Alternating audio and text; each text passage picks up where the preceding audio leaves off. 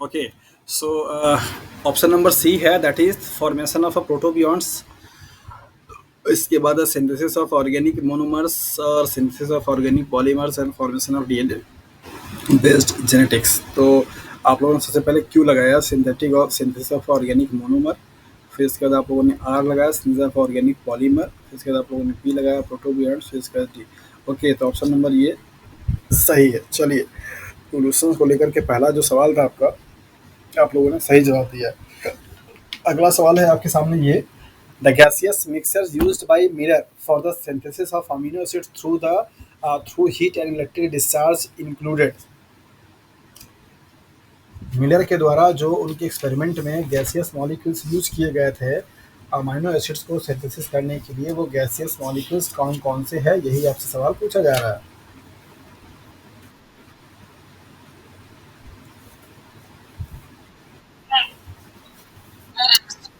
याद करिए।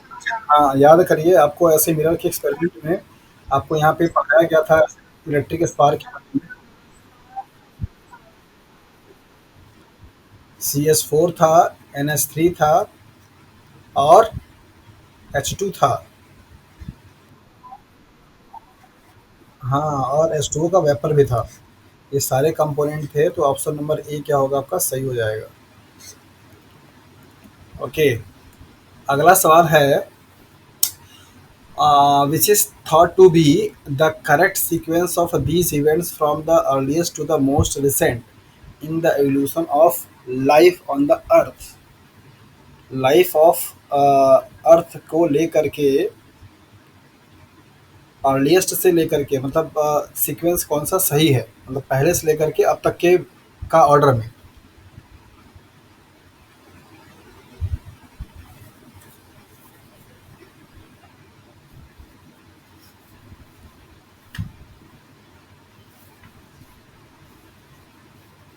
ओके, अच्छा डी। डी का मतलब कि ये ना, मतलब कि पहले 4 हुआ, फिर 3 हुआ, फिर 1 हुआ, फिर 5 हुआ, फिर 2 हुआ। तो 4 में क्या है, ओरिजिन ऑफ साइनोबैक्टीरिया। ओके, फिर थर्ड में क्या है, ओरिजिन ऑफ क्लोरोप्लास्ट।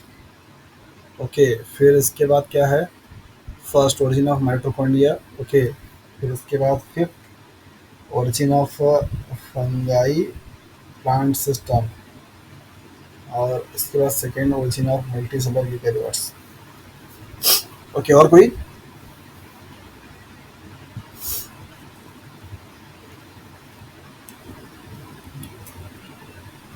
हाँ जी।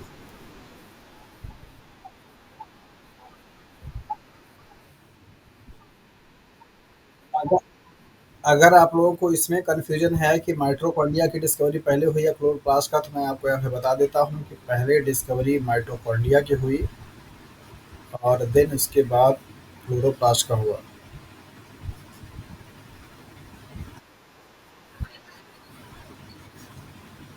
हाँ,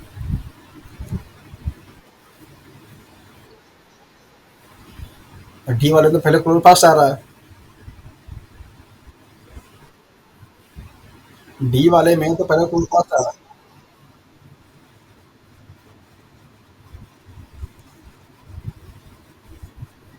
अरे भाई, पहले थर्ड है फिर फर्स्ट है।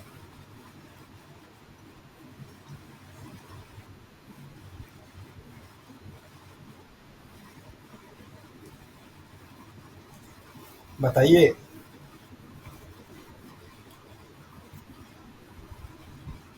आप CSIR का इवोल्यूशन वाला टॉपिक का प्रॉब्लम सॉल्व कर रहे हैं। ऑप्शन नंबर सी।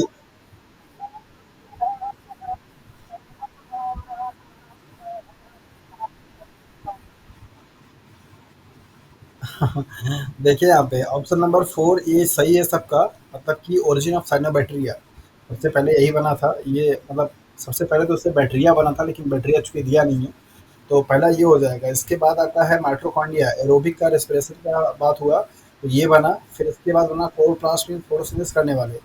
फिर उसके बाद क्या बना, मल्टी सेलुलर यूकेरियोट्स बने। फिर उसके बाद आपको देखा गया origin of a fungal plant symbiosis, मतलब एसोसिएशन होना शुरू हुआ। तो पहले ये बने होंगे फिर एसोसिएशन हुआ होगा, तो ये वाला ऑर्डर आपका यहाँ पे गलत था, तो ऑप्शन नंबर 4 इसका गलत हो जाएगा। ऑप्शन नंबर थर्ड क्या है वो सही है। ओके, अगला सवाल देखिए। An early consequences of the release of oxygen gas by plant and bacterial photosynthesis was to, पता नहीं कहाँ से।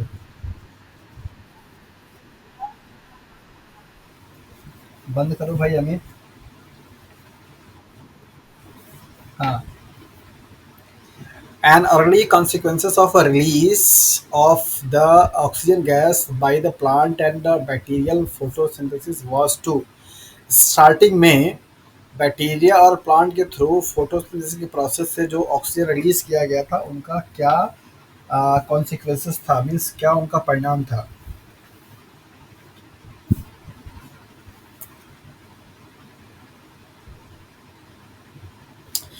Make life on land difficult for aerobic respiration, ये होगा, ये गलत है। Change the atmosphere from oxidising to reducing, ये भी गलत है। रिड्यूसिंग टू ऑक्सीडाइजिंग, हाँ ये होना चाहिए। Make it easier to maintain reduced molecules, ले रिड्यूस कैसे बन जाएगा, जब ऑक्सीजन होगा तो ऑक्सीडाइज फॉर्म होगा, रिड्यूस कैसे हो जाएगा।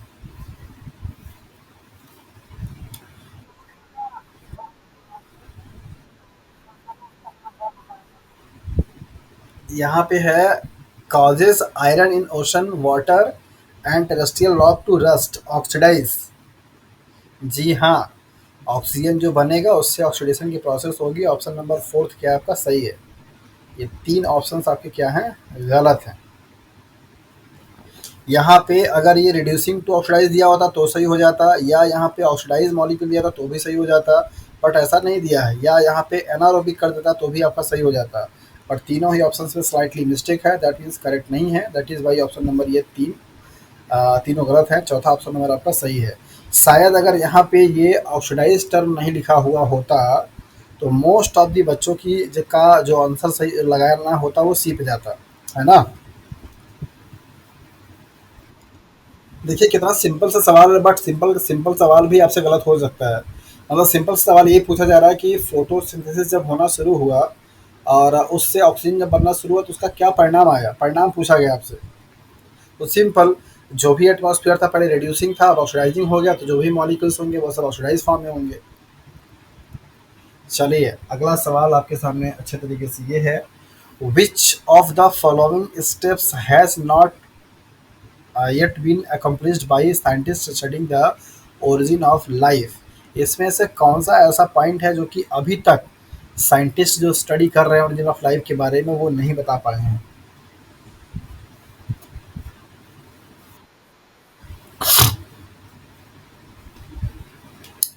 B abiotic synthesis of polypeptide, नहीं नहीं ये नहीं।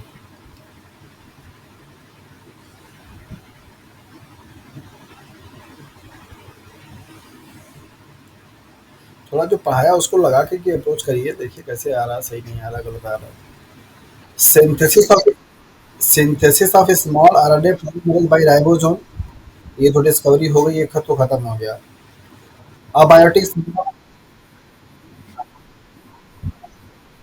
Formation of a molecule aggregate with selectively permeable membranes, ये भी हो गया, जिसको मिसेस आप पढ़ते हैं। The formation of a protobiont that uses DNA to direct the polymerization of amino acid, हाँ, ऐसा डिस्कवरी अभी तो ओरिजिन ऑफ लाइफ में देखने को नहीं मिला है कि प्रोटोबियन को यूज़ किया जाए और जिससे कि डीएनए से डायरेक्ट क्या बनाए, प्रोटीन अमीनो एसिड बनाना शुरू कर दे।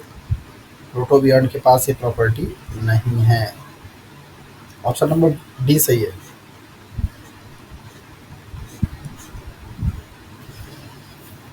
Okay next, which of the following statement regarding the Darwin and his theory of evolution is false? अब ये तो मैंने कल पढ़ाया, ये आप लोग बताएंगे, पढ़िए और थोड़ा बताइए।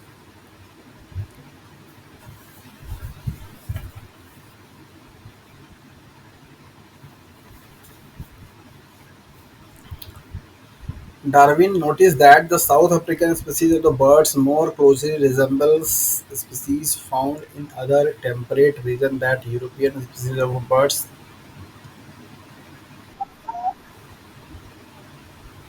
ये false है. Darwin proposed that species adapt over time. Darwin proposed that natural selection produces change in species over time. ये सी बी और सी तो ऑप्शन सही लग रहा है, मतलब कि ये स्टेटमेंट तो सही है, तो इनको ये गलत नहीं कर सकते हैं. और Darwin was the original and sole developer of the theory of natural selection, नहीं, ये स्टेटमेंट गलत है. अकेले सिर्फ डार्विन ही नहीं थे जो कि नेचुरल सिलेक्शन थ्योरी को बताते हैं, इनमें और भी साइंटिस्ट का रोल था. ये पक्का गलत है, ये ऑप्शन सही है.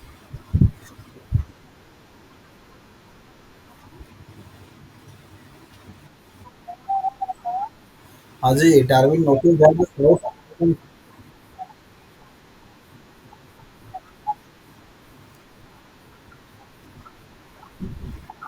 डार्विन फिंचेस के बारे में बताया जाता है. डार्विन फिंचेस, हाँ जी बिल्कुल, पहला वाला ऑप्शन सही है. तीन ऑप्शन आपके सही हैं. चौथा option Darwin was the original and sole developer of the theory of natural selection is the wrong answer, और फॉल्स ही आपसे पूछा गया है, तो ऑप्शन नंबर डी क्या होगा, सही होगा. ऐसे वाले जो क्वेश्चन, हाँ, ये जो वर्ड दिया है ना, ये गलत है.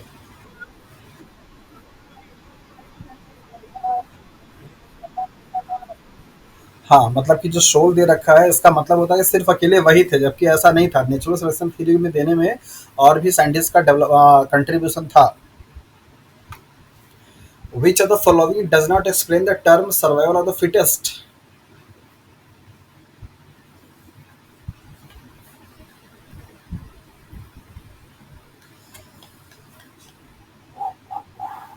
सर्वाइवल ऑफ द फिटेस्ट, पहले तो आप लोग मुझे ये बता दिए, कल की क्लास में पढ़ाया था, किसके थ्योरी में आता है. मतलब एक लोग डार्विन बोल रहे हैं, एक लोग मार्क्वेज बोल रहे हैं. थोड़ा हिसाब से बोलिए भाई, बताइए.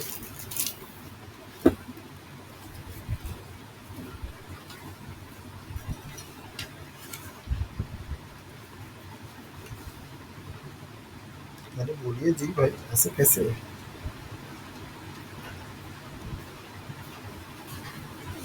कोई बोल ही नहीं रहा है.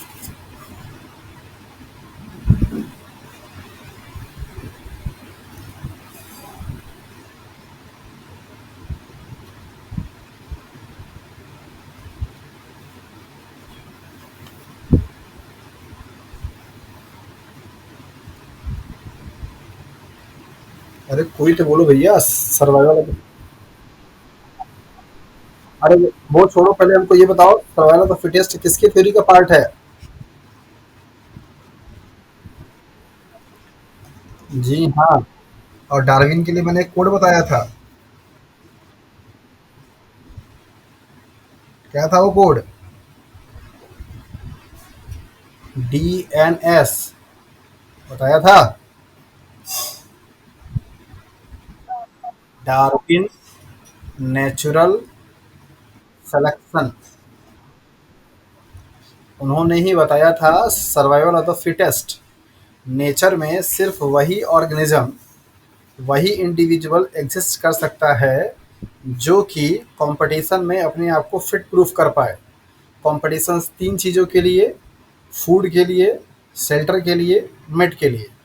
इन तीनों चीज़ के लिए कॉम्पिटिशन्स होगा ग्रुप ऑफ इंडिविजुअल्स में. जो अपने आप को फिट प्रूफ करेगा, नेचर सिर्फ उसे ही सर्वाइव करने का परमिशन देगी, बाकी सबको मार के भगा देगी. That is called natural selection. मतलब जैसे हम लोग एग्जाम में सिलेक्शन लेते हैं, CSIR का सिलेक्शन होता है, वैसे ही नेचर का अपना सिलेक्शन है. उन्होंने टफ बना दिया कि भैया ये इतना काम जो करेगा वही यहाँ पे रह पाएगा, बाकी सब बेकार है, जाएँ यहाँ से हटें. तो सर्वाइवल ऑफ द फिटेस्ट जो कॉन्सेप्ट था वो डार्विन की थ्योरी का था. तो अब आपसे पूछा जा रहा है कि इसके बारे में कौन सा स्टेटमेंट सही नहीं है. सर्वाइवल ऑफ द फिटेस्ट क्या सही नहीं बताता. Fittest animal live higher number, fittest animals live higher number of progeny. यार माइक तो बंद करो अमित। हाँ, number of progeny than those of the parents, ये स्टेटमेंट आपका सही है। Fittest group of animals out populate its competitors, ये भी सही है। Fittest animals are best predators.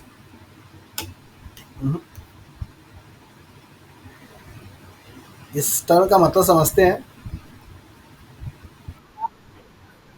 हाँ, सर्वाइवल ऑफ द फिटेस्ट का मतलब कहीं से भी उन्होंने ये नहीं बताया था कि भैया जो फिट होगा वो शिकारी ही होना चाहिए, और शिकारी होने का मतलब कि फिर तो प्रे को पूरा खा जाएगा, मतलब कोई बचेगा ही नहीं, ऐसा उन्होंने नहीं बताया था। तो सवाल आपसे पूछा गया, which of the following does not explain the term survival of the fittest. Survive करने के लिए फिट रहना जरूरी है, किसी पे अत्याचार करने के लिए, किसी को खाने के लिए, किसी को मारने के लिए नहीं। Option number C is the right answer because this is the not the correct statement about the survival of the fittest. ये स्टेटमेंट सही है, ये भी स्टेटमेंट सही है, ये भी सही है।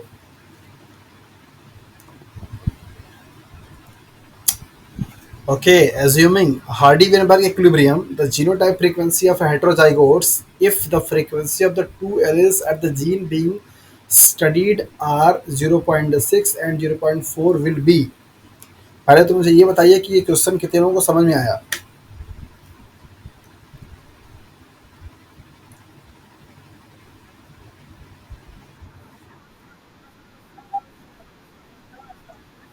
जी हाँ।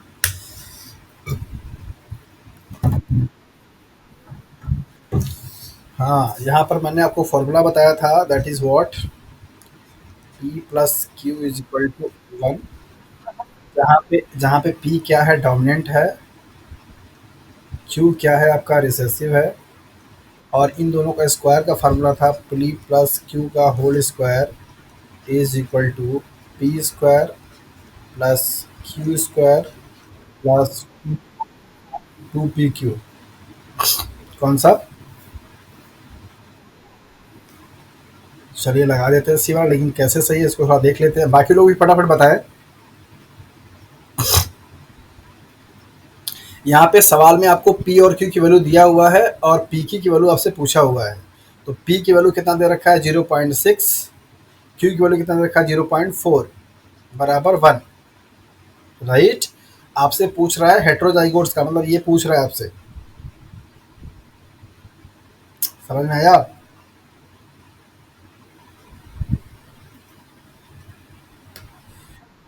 तो आप यहाँ पे रख दीजिए, आप यहाँ पे रखेंगे तो क्या हो जाएगा, 2 × 0.6 × 0.4 is equal to 0.48। So option number third is the right answer.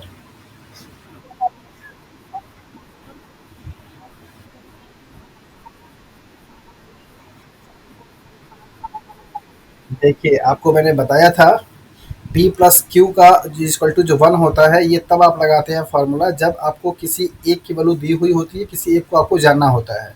जब आप ये जैसे मान लीजिए अगर आपको सिर्फ दे देता कि हेट्रोजाइगोस मतलब कि रिसेसिव वाले का दे देता नंबर 0.4, तो आपका नंबर सबका पूछता, तो फिर आप पहले ये लगाते। तो ये फार्मूला आपको क्या बताता, पी प्लस क्यू बराबर वन बताता है, तो आपको क्यू की वैल्यू पता होता, पी निकाल लेते, तो क्यू बराबर क्या होता, P minus one, one minus P, आपका निकल जाता ये, यहाँ से आ जाता।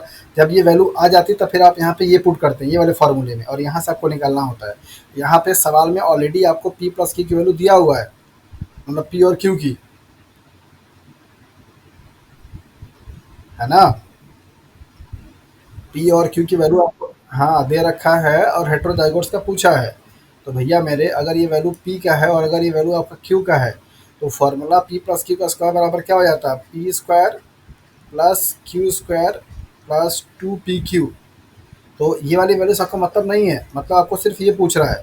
तो आप यहाँ पे क्या रखेंगे, 2 × 0.6 × 0.4 is equal to 0.48। This is the heterozygote, यही आपका आंसर हो जाएगा, ऑप्शन नंबर थर्ड। आकांक्षा समझ में आया आपको? चलिए, और किसी को कुछ डाउट है इसमें?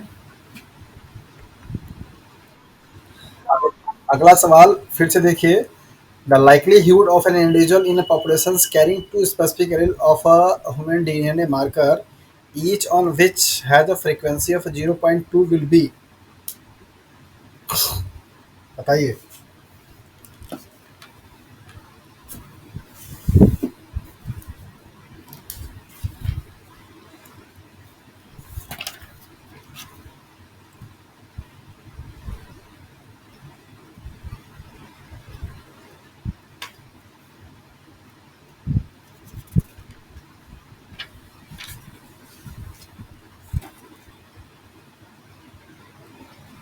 थोड़ा जल्दी रिस्पॉन्ड कीजिए करिए, मतलब तो सही रहेगा।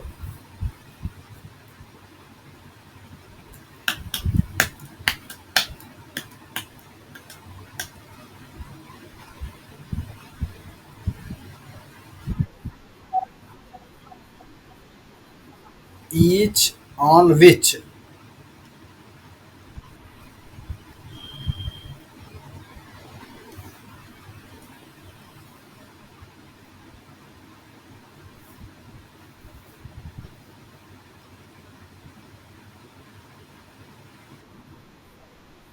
ए, कैसे?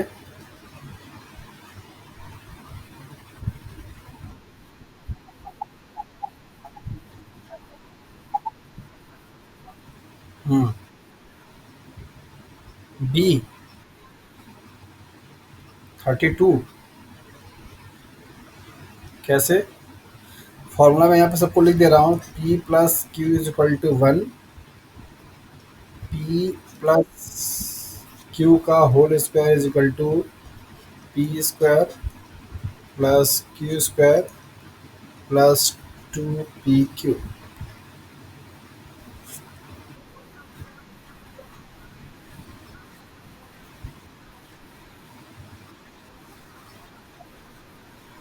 हाँ,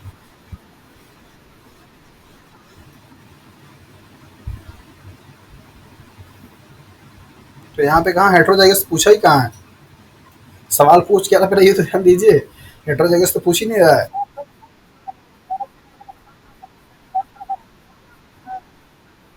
The likelihood of an individual in a population carry two specific alleles of a human DNA marker, each on which has a frequency of 0.2 will be।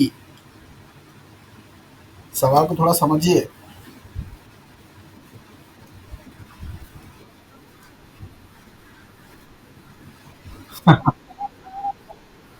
ए,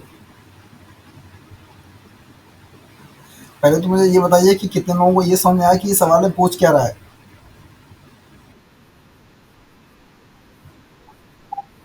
कैसे?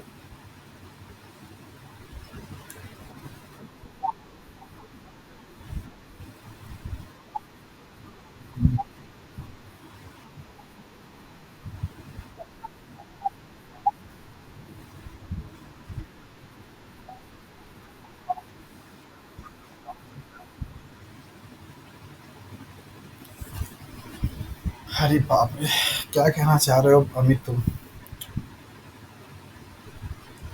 पी की स्क्वायर की वैल्यू दे रखा है 0.2, तो अगर इसको तुम पी कहना चाह रहे हो तो अंडर रूट में हो जाएगा क्या? 0.02। हाँ,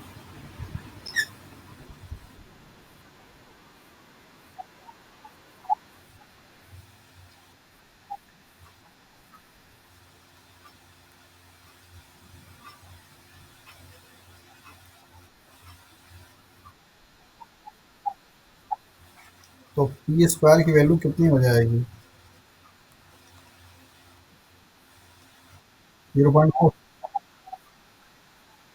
0.02 कैसे आएगा जी पी स्क्वायर की वैल्यू?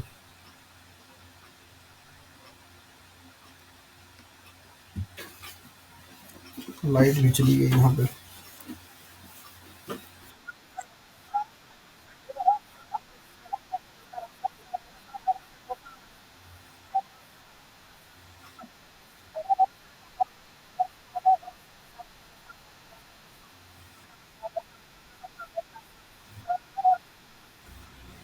नहीं नहीं, पवन सही, ये क्या नाम है इसका, अमित सही कह रहा।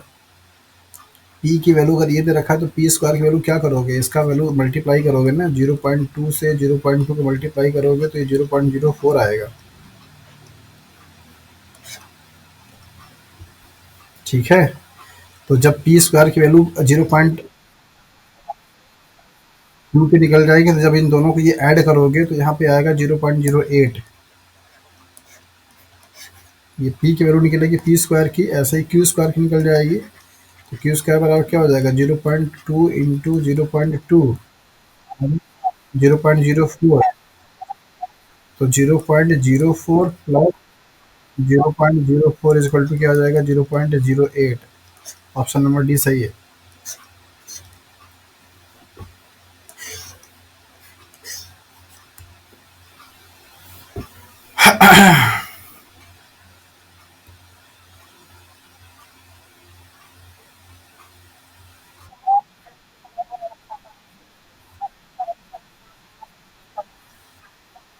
हम्म।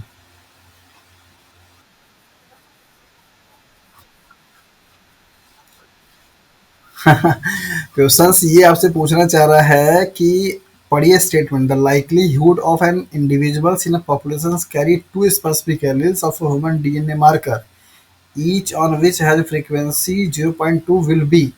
अगर किसी भी जीन की फ्रीक्वेंसी 0.2 है तो उस पॉपुलेशन में जो कि कोई डीएनए का मार्कर कर रहा है, तो इस स्पेसिफिक जो जीन्स है उनकी कैपेसिटी, कैरिंग कैपेसिटी क्या होगी, या कैरियर की पॉपुलेशन का कैरियर क्या होगा, वही पूछ रहा है ये।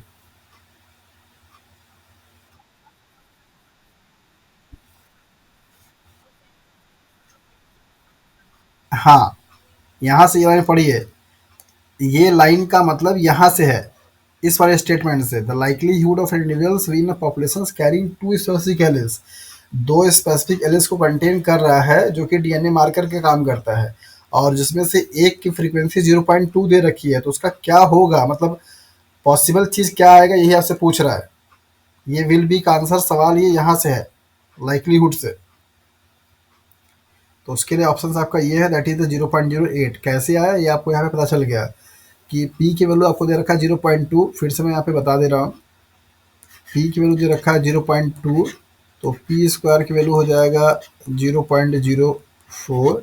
ऐसे ही क्यू की वैल्यू आपको दे रखा है, दैट इज 0.2, तो क्यू स्क्वायर की वैल्यू हो जाएगा 0.04। तो p square plus Q square equal to 1 होता है, तो यहाँ पे p square plus Q square की वैल्यू क्या हो जाएगी, that is 0.04 plus 0.04 is equal to 0.08। चलिए अगला सवाल देखते हैं, और भी अच्छा है आपके लिए। हाँ जी। हाँ।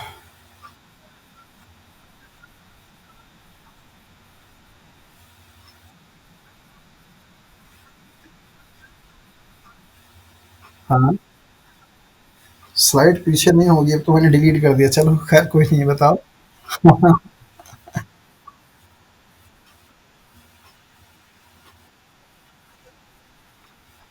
अच्छा कोई नहीं, अगर दिक्कत रहेगा तो कल की क्लास में आप पूछ लीजिएगा। हाँ। ओके, ये वाला क्वेश्चन तो करा ही दिया था, तो ये अभी आपको ध्यान नहीं देना, ये सिर्फ बताना है, the frequency of a recessive allele is 0.4, what is the frequency of a heterozygotes carry in a population of 200। तो यहाँ पर आपको क्यू की वैल्यू दिया हुआ है, आपसे पूछा है पी क्यू की वैल्यू के बारे में पूछ रहा है, ये तो समझ में आ रहा है। हाँ जी। हाँ, तो इसका बताइए जरा।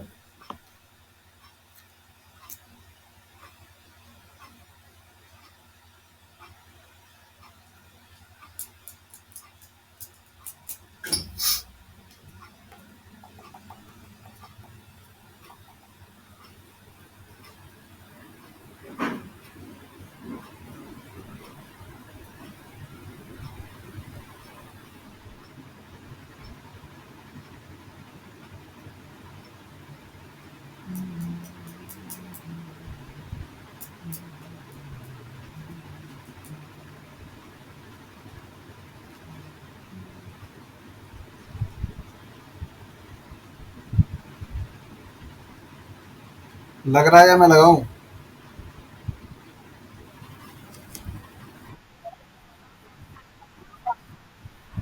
हाँ करिए, नहीं 100 नहीं है, गलत है 100। पहले आपको लगाना है p plus Q is equal to 1। Very good. p plus q, then इसके बाद आपको लगाना है p प्लस क्यू का whole square, that is p square plus Q square plus 2pq। यहाँ पर आपको 0.4 रख दे रखा है, तो इक्वेशन में आप रखिए p plus Q equal to 1 में। तो यहाँ पर p plus 0.4 is equal to 1। So p is equal to हो जाएगा 1 minus 0.4 is equal to 0.6, right. So अगर आप इसको रखेंगे फॉर्मूले में, तो हेट्रोजाइगस के लिए पूछ रहा है, तो हेट्रोजाइगस का फॉर्मूला है 2pq। तो 2pq अगर आप रखेंगे तो 2 इंटू 0.6 इंटू 0.2, तो ये आ जाएगा 0.48 आएगा। और ये चूंकि 1 के लग रहा है, इसको 2 से क्या करेंगे, मल्टीप्लाई कर देंगे, तो ये क्या हो जाएगा 0.96 होगा। चूंकि यहाँ पे 100 में दे रखा है, तो इसको आप 96 भी लिख सकते हैं। That is why option number A क्या होगा, सही हो जाएगा। मतलब अगर यहाँ पे संख्या अगर 100 होता, सपोज, सॉरी, यहाँ पे नंबर अगर आपका 100 होता, तो ये कितना आंसर आता है आपका, 48 आता है। हाँ 0.40, तो यहाँ पर आपका 200 है, तो 96 हो जाएगा। क्लियर है। हार्डी वेरबल से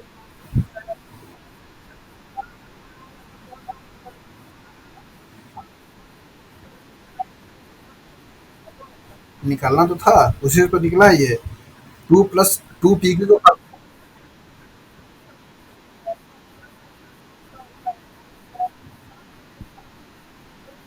उसकी जरूरत कहाँ है, अब सवाल ने पूछा हेट्रोजाइगस,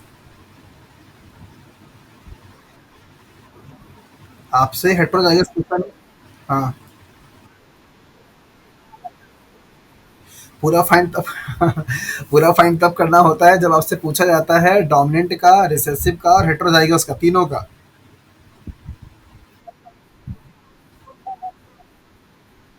हाँ, चलिए अगला सवाल फिर से। If organism is triploidy, then Hardy Weinberg theorem applicable will be. Very good, बहुत अच्छा सवाल है ये।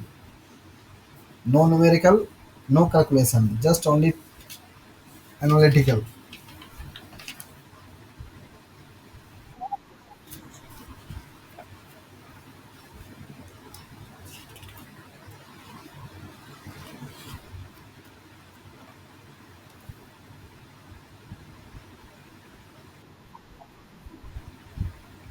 सी वाला